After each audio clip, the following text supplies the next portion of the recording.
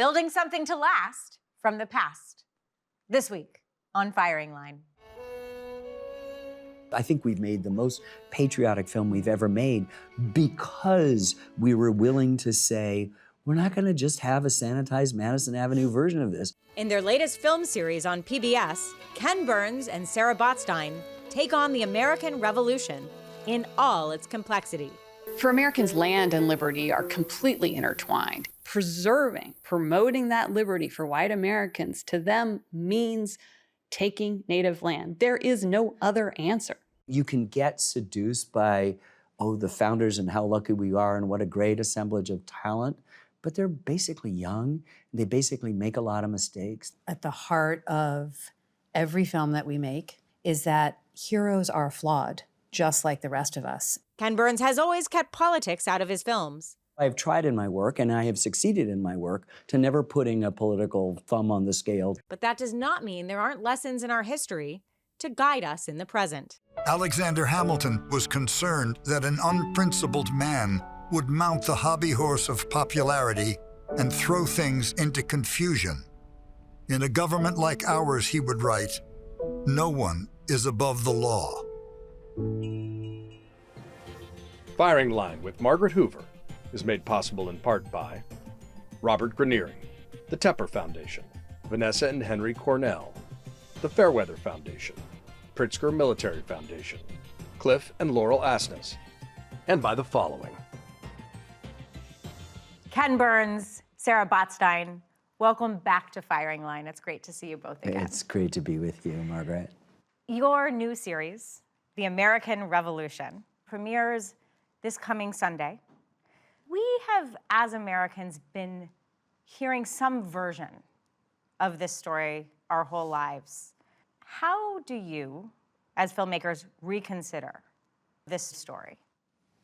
I don't think you're looking for a new story. You just want to find one that honors the complexity of what takes place. And I think what our job over the last 10 years has been was to just dive deep into it, to not impose any of our own ideas because we don't have any ideas. We want to ask of it, what happened? What took place? Who was involved? And we know from our history books and whatever sort of is in the ether that there's these bold-faced names, but we know that it's a much more dynamic situation that makes for a much better story for everyone. And so if you don't impose an interpretation on it, then you've actually are telling people what happened, and then you're speaking to everybody. And that's been our job for every film that we've ever made. The British concluded that Native Americans and colonists needed to be separated, at least for a time. And so in 1763, a royal proclamation declared all the territory beyond the Appalachians off limits to settlement or speculation. And that is a huge slap in the face and a blow to those elite colonial Americans who've been indulging in this investment. Who are these people? Household names: Benjamin Franklin, Thomas Jefferson, Patrick Henry, George Washington. What struck me is how you don't hesitate to portray the founders in their heroism or their hypocrisy, that you hold both. What is the one thing, Ken, you learned about George Washington that you didn't know when you started the series 10 years ago? I didn't think I fully appreciated how indispensable he was. That's the title of a biography that I read 30 years ago, The Indispensable Man. But I didn't realize that that was true. I thought that may have been part of the hagiography. He is deeply flawed. He owns other human beings. He knows that that's wrong. He ends up freeing his slaves by the time he dies. He makes rash decisions. He also makes really, really bad tactical decisions at Long Island, at Brandywine, and a few other places that are the deciding factor of why the Patriots lose. But he's able to inspire people in the dead of night. He picks great subordinate talent, unafraid of that they may be better generals, and most are, than he is. He's able to talk to Congress. He's got this regal bearing, but he defers to Congress. He convinces somebody from South Carolina and somebody from Massachusetts that they're not from different countries, which they felt. They're not enemies. We're one thing in America, and more than anything, he kept his army intact and alive, and he gave up power twice. Everybody was perfectly willing for him to become the military general of this new country, and he said no. And then after he served 2 terms as president, he said, I'm out of here. The highest office is citizen. We don't have a country without George Washington. And he doesn't know he's George Washington, right? He doesn't know that there's going to be a capital named after him and a dollar bill and a quarter and a state on the other side of the continent. I mean, you can get seduced by, oh, the founders and how lucky we are and what a great assemblage of talent. But they're basically young. They basically make a lot of mistakes. They're basically deeply flawed. But somehow they were able to take this clash between Englishmen and turn it into, in the course of a bloody, bloody civil war, into something that represents, as we say in the opening of the film, the highest aspirations of humankind. That is a great, great story that is never going to get old. I think at the heart of every film that we make, and certainly at the heart of the question about George Washington and heroism, is that heroes are flawed, just like the rest of us. And if you are a parent, as we both are, if you want to inspire young people to care about this country, to be involved, then showing that our heroes are flawed, just like us, make them inspirational. The opening minutes of the American Revolution, one of the very first voices one hears is a spokesperson for the Iroquois Confederacy. Conostantega.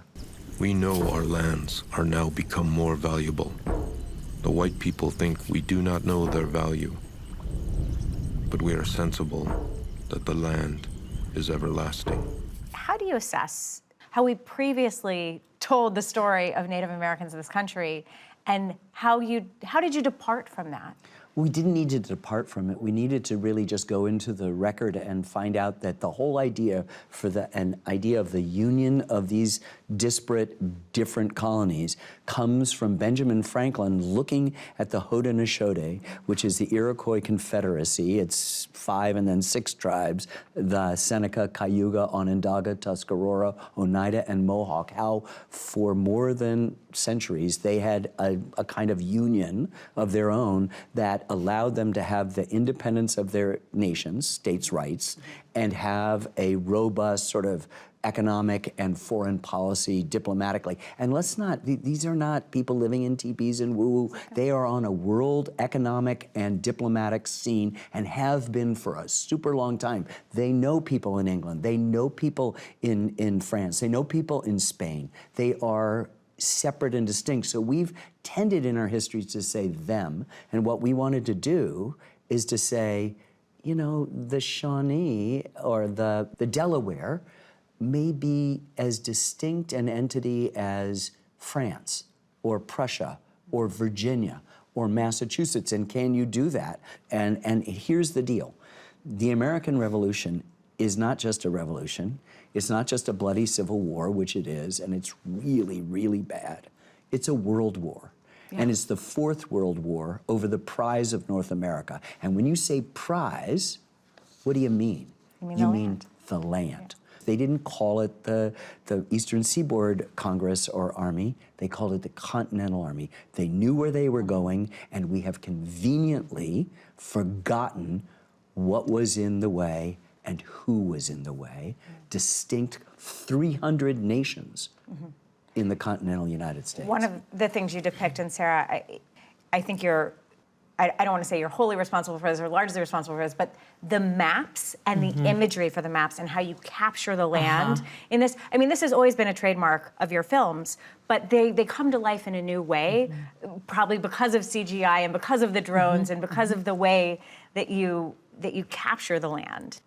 You can't tell the history of the United States without appreciating this land and the landscape. You can't tell the history of the United States without telling the story of what happened to Native peoples here. But these maps tell a new story of the American Revolution Right. because the maps are so high tech. Right. And suddenly it's not just arrows going through, it's not just the blue arrow and the red Right. arrow. You have the topography, and you Right. have the texture, and you have the darkness, and you have Just the look heat. at Boston on our maps. It's like, you amazing. know what Boston now? There's a place called Yeah, the Back I love it, Bay, yeah. which was a back bay as the Charles River was flowing into the Atlantic Ocean. And, you know, Boston looks like a little head on top of a thing. And to get that right is super, super important. And the idea is to give people a sense of land and movement of human beings that don't have automobiles, don't have airplanes. They are walking, or as Sarah liked to say, on four-legged animals, or in a boat. Look, you make very clear in the film that independence is not something the colonists necessarily sought or aspired to at the beginning. That George Washington, even when he took leadership of the army, thought of this as a protest rather than a revolution. Right. Take a look first here, and then I want your reaction to it, of what William F. Buckley Jr. said in 1976 when he was discussing the motivations and the contradictions of the nation's founding. I don't think it was so much a question of our telling the world how that George III wasn't going to tell us how to live. It was of our telling the world that George III wasn't going to tell us how to govern ourselves. And there is, of course, an important difference between the two concepts. After all, we launched our experiment 200 years ago with a considerable number of human beings who were slaves. So we began right off with a rather incandescent qualification on the whole notion of human freedom. The incandescent qualification is the best line I've heard in a long time. So Buckley is taking it about 3/4 of the way along the line, which is, you're not going to tell me how to run my government here. And, oh, by the way, pay no attention to, out of 3 million people, those 500,000 people that are captured, kidnapped Africans. And, oh, by the way, there's this thing called the Enlightenments going on. And then all of a sudden, you're writing sentences like, we hold these truths to be self-evident. There's nothing self-evident about these truths. That all men are created equal. He means all white men of property free of debt. But as Yuval Levin, the conservative scholar, says, the word all just is like the trumpet breaking down the walls of Jericho. And this is a great thing. So those enslaved African Americans are 69 years ago ahead are going to be free. Women impossibly are going to have to wait 144 years, but all of that is going to happen because you've introduced this totally new idea about universal rights that, and it goes against what the hell is happening in a constitutional monarchy. The film gets into what a civil war this was. Yeah. Yes. I mean, you characterize this as a It is. civil war. More rather of a civil war than our Civil War. Definitely. And you write about 15,000 Black Americans who actually enlist with George III, Yeah. Yes. as opposed to the 5,000 that ultimately joined the Patriots. Right. That's because, a quote, according to Vincent Brown, for many of those enslaved people, the British represented freedom, the Patriots did not. That's a hard story to tell Americans. Yeah. Why is it hard, Sarah? Well, what you see in the American Revolution is that both sides of the fight are manipulating and trying to promise freedom to the enslaved people, and they're going to take whichever version of that notion of freedom they think is more possible than the other, and that is really understandable. And we need to put that into some historical context. Yes, it's a bitter pill to swallow, but it actually shouldn't be if you've thought about American history and how long it takes for us to fight the Civil War. Nobody wants to be enslaved. No one wants to be enslaved. So where do I have freedom? And I did not know the full dimensions of the hypocrisy of one of the most cherished of the stories we tell about Lord Dunmore, who's a deposed British royal governor who's out in the Chesapeake, who owns human beings. And he says, if you are the slave of a rebel, we'll give you your freedom. If you're the slave of a loyalist, you're going to be a slave for the rest of your life. So you've already got massive contradictions, and so many slaves flood to Dunmore, and it angers a lot of people, and it turns them towards supporting this developing revolution. The the narrative includes scores of characters that we've never heard of before. Right. And there is really an incredible illustration of the role that women played in war. The fact that Martha Washington was at camp on the war front, that the way women were traveling with the army. I know particularly for you, Sarah, taking history and then turning it into a dramatic narrative is one of the successes of your films. How do you do that? Women are central to any story of war. And that is absolutely true in the American Revolution. You know, when Britain sends the standing army into Boston in 1768, it really ratchets up what's happening. And there are boycotts and protests, and women are at the heart of that. And one of the wonderful female scholars in the film says, if women hadn't done that, the revolution wouldn't have happened, wouldn't have turned out the way it did. And women are at the heart of the history of this time. How difficult was it to uncover the scholarship about women's contributions to the revolution?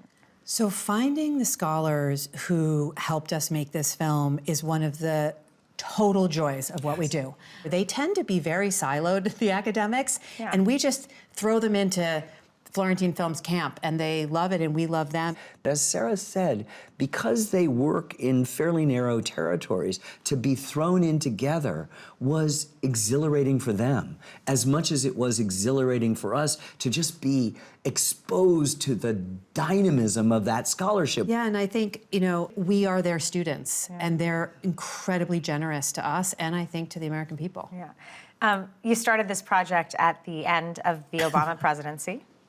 We are now in the beginning of the second Trump presidency. President Trump just signed an executive order earlier this year entitled Restoring Truth and Sanity to American History.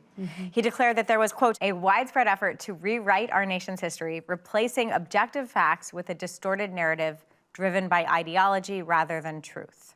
He targeted institutions like the Smithsonian and directed to remove exhibitions that, quote, degrade shared American values, divide Americans by race, or promote ideologies inconsistent with federal law.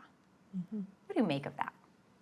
You know, the great genius of the American experiment is that before, people were subjects, subject to authoritarian rule. And what the revolution did is it created citizens.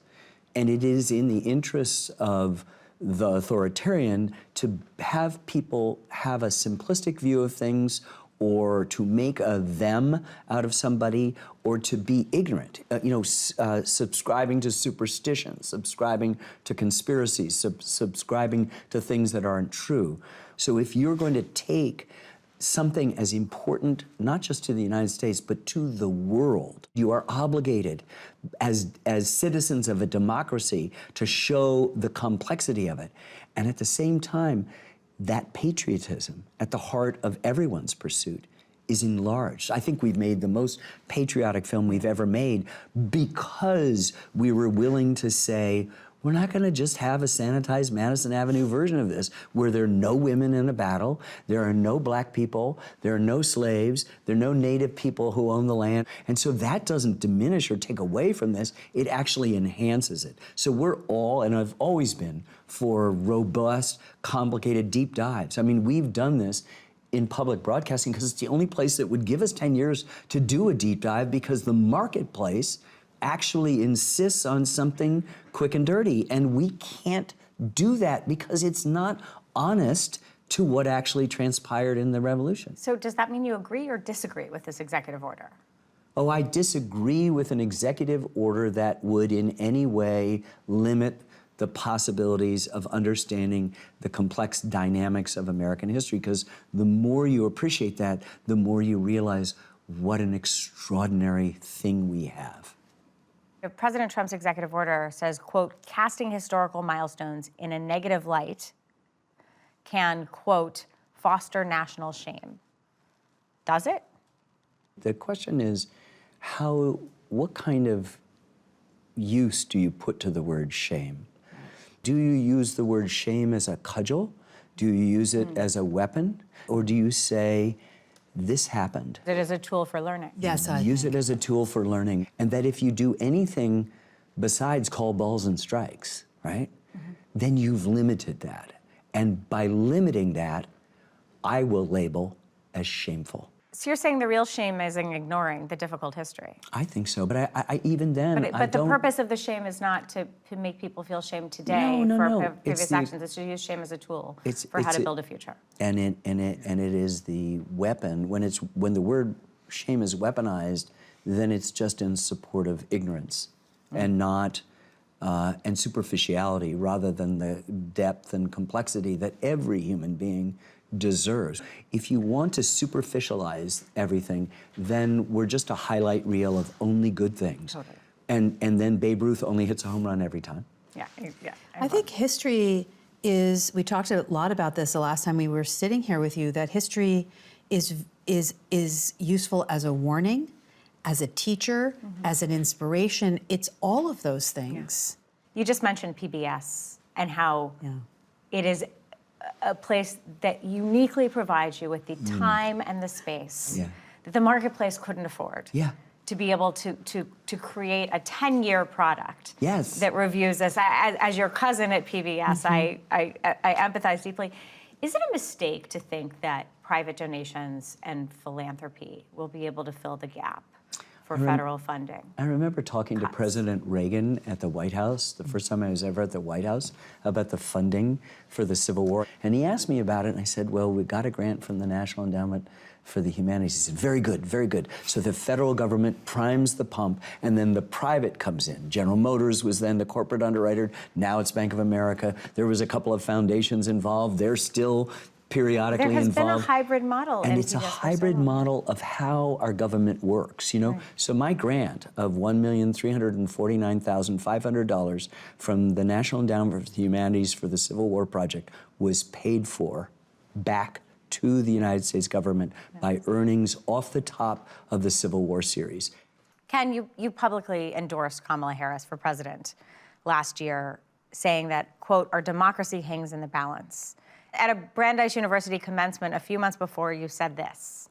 Which brings me to a moment I've dreaded and forces me to suspend my long-standing attempt at neutrality.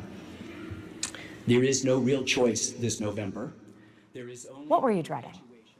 I think I'm a private citizen. I have my own political views. I respect people who have different and opposing political views of mine. That's the essence of a democracy, is the respect for the idea that someone could feel the opposite of it about it. And so I've tried in my work, and I have succeeded in my work, to never putting a political thumb on the scale to favor any one thing or any one person or candidate or whatever.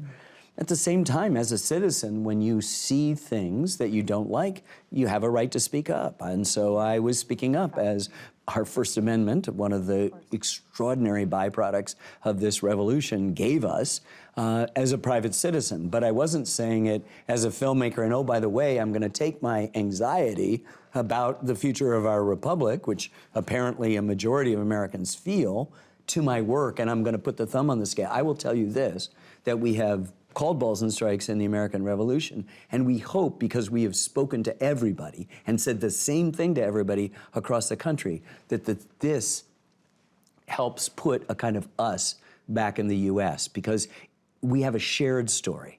Everybody has a part to play in this story, and they belong to this story. Everybody.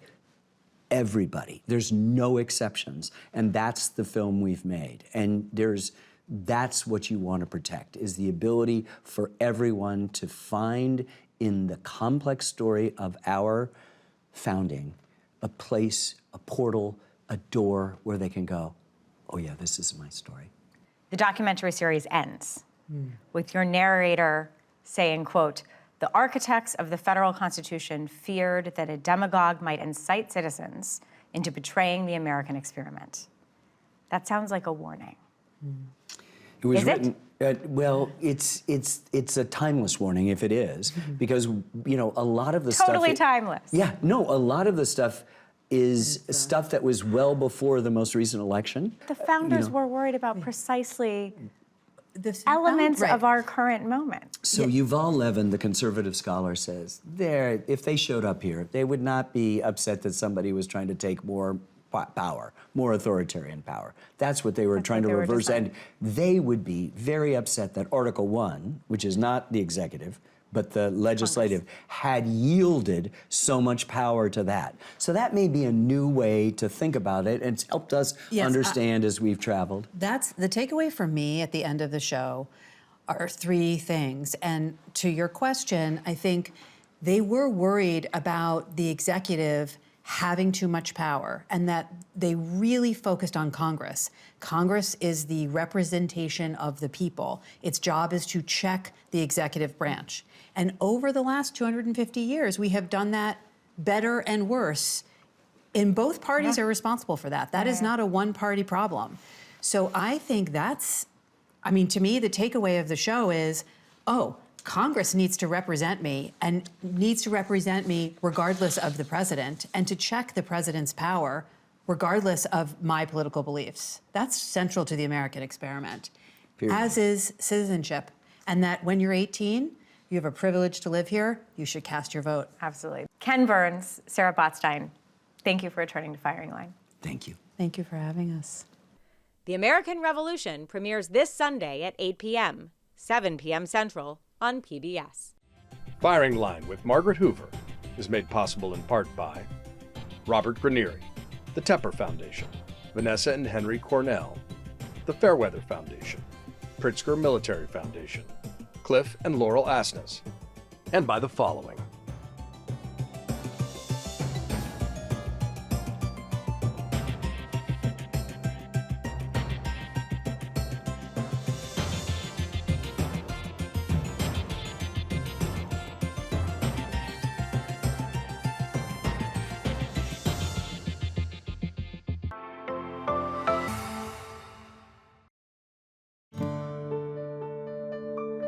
You're watching PBS.